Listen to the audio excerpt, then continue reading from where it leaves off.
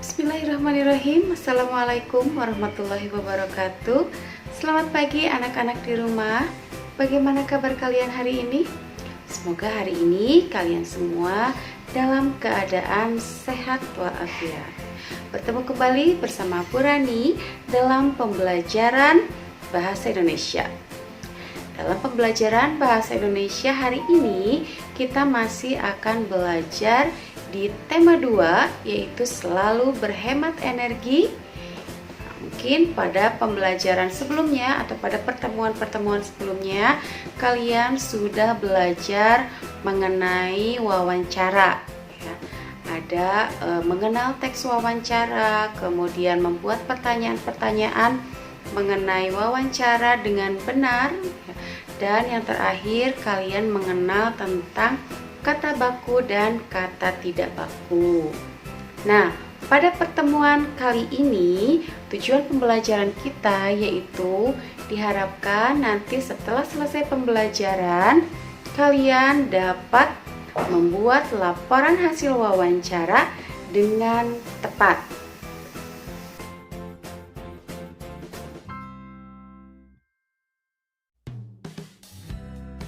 Anak-anak, mungkin kalian masih ingat ya materi kita pada pertemuan sebelumnya.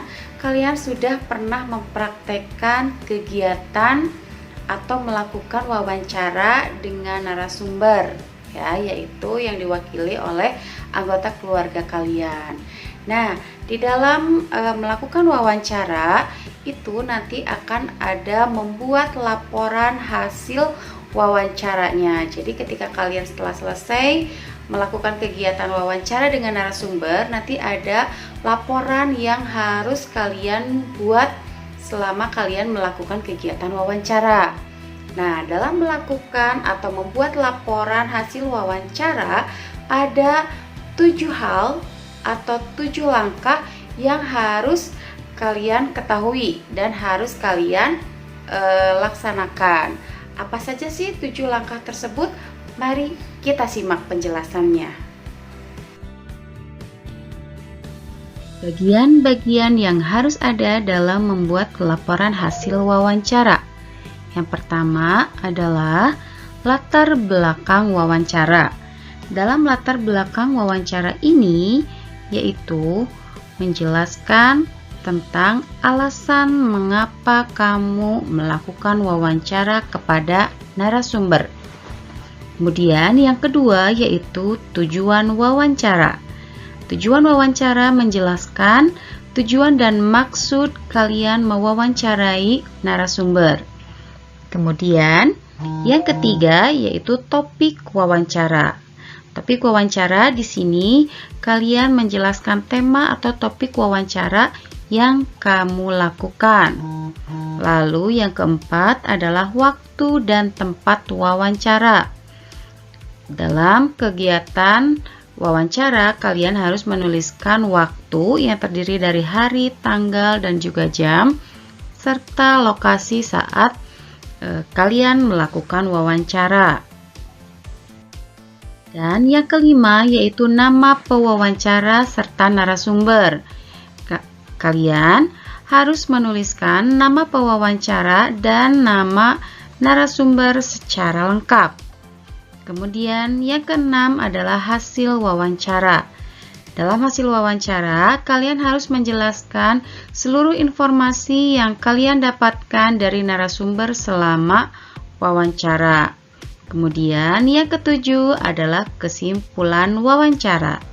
Kesimpulan wawancara, kalian harus menuliskan kesimpulan berupa garis besar atau pokok dari hasil wawancara. Nah, anak-anak, itu tadi langkah-langkah atau bagian-bagian yang harus ada di dalam membuat laporan hasil wawancara. Nah, sekarang kalian masih ingat kan kegiatan wawancara yang kalian lakukan tentang Mita dan Pak Rudi? Oke, kalau masih ada yang lupa, kalian boleh buka kembali buku paket bahasa Indonesianya di halaman 16 dan halaman 17 ya. Nah, di dalam kegiatan wawancara tersebut, sekarang kita akan coba buat laporan hasil wawancaranya. Yuk, kita simak kembali penjelasannya. Berikut adalah contoh laporan hasil wawancara yang dilakukan oleh Mita dan Pak Rudi yang terdapat di buku ESPS Bahasa Indonesia halaman 16 dan 17. Yang pertama ada latar belakang. Latar belakang di sini adalah saya atau Mita mendapatkan tugas untuk melakukan wawancara dengan masyarakat yang berada di sekitar tempat tinggal. Wawancara yang dilakukan harus berkaitan dengan hemat energi. Oleh sebab itu, saya memilih untuk mewawancarai salah satu karyawan perusahaan air yang letak kantornya berada di daerah sekitar tempat tinggal saya. Saya di sini berarti Mita ya, yang menjadi pewawancara. Kemudian, yang kedua ada tujuan. Tujuan dari wawancara ini yaitu untuk menggali informasi tentang kegiatan hemat air. Yang ketiga ada topik wawancara. Nah, topik wawancara yang diangkat di sini yaitu tentang hemat air. Kemudian yang keempat yaitu waktu dan tempat wawancara. Wawancara dilaksanakan pada hari Sabtu 9 Januari 2016 pukul 9 sampai 10 waktu Indonesia Barat di kantor perusahaan air Jakarta. Dan yang kelima adalah nama pewawancara serta narasumber. Pewawancara di sini adalah Mita, yaitu siswa kelas 4 SD Bangsa. Sementara untuk narasumbernya yaitu adalah Pak Rudi, karyawan perusahaan air. Nah, ini yang paling penting adalah hasil wawancara. Hasil wawancara yang ditulis selama Mita melakukan wawancara. Hasilnya adalah sebagai berikut. Pada Sabtu 9 Januari 2016, saya mewawancarai seorang karyawan bernama Bapak Rudi di Jakarta. Wawancara ini dilakukan selama 1 jam mulai pukul 9 sampai dengan 10 waktu Indonesia bagian Barat. Bapak Rudi merupakan seorang karyawan perusahaan air di Jakarta. Ia menjelaskan tentang kegiatan hemat air. Menurutnya, hemat air merupakan sikap atau tindakan tidak boros dalam menggunakan air. Ia juga menjelaskan bahwa air adalah salah satu sumber energi sehingga kita harus hemat air, sehingga kita harus memakainya dengan hemat. Jika kita memakainya terus-menerus dengan boros, jumlahnya akan terus berkurang.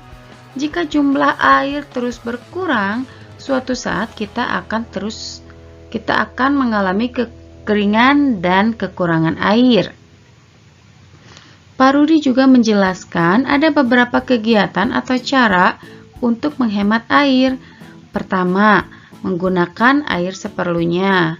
Kedua, Pak Rudi menjelaskan bahwa dalam menggunakan air, kita sebaiknya menyimpannya di dalam bak penampungan. Pak Rudi juga mengajak masyarakat untuk memulai kegiatan hemat air di lingkungan sekitar, seperti di rumah atau sekolah. Dan yang terakhir adalah kesimpulan. Dari wawancara yang dilakukan dengan Pak Rudi di Jakarta pada Sabtu 9 Januari 2016 pukul 9 waktu Indonesia Barat, saya mendapat banyak informasi mengenai kegiatan hemat air.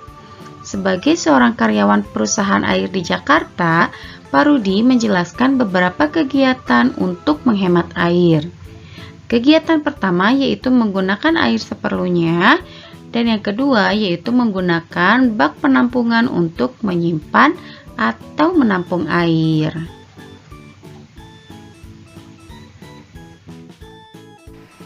anak-anak, bagaimana? Sudah jelas kan? Nah, sekarang supaya kalian lebih memahami lagi, kalian nanti mencoba juga membuat hasil laporannya. Kalian boleh lihat di buku paket bahasa Indonesianya di halaman 29 bagian C. Di sana ada sebuah teks percakapan yang dilakukan oleh Dina dan Ibu Guru. Kalian silakan baca teks percakapan atau teks wawancara tersebut ya dengan baik, dan kemudian kalian buat laporan hasil wawancaranya dengan menggunakan 7 langkah yang tadi. Mudah kan ya?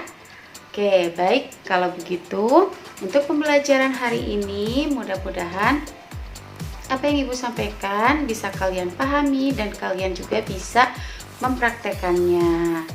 Baik anak-anak, untuk hari ini Ibu cukupkan sekian pertemuan kita kali ini. Ibu akhiri dengan mengucapkan wassalamualaikum warahmatullahi wabarakatuh. Sampai bertemu kembali.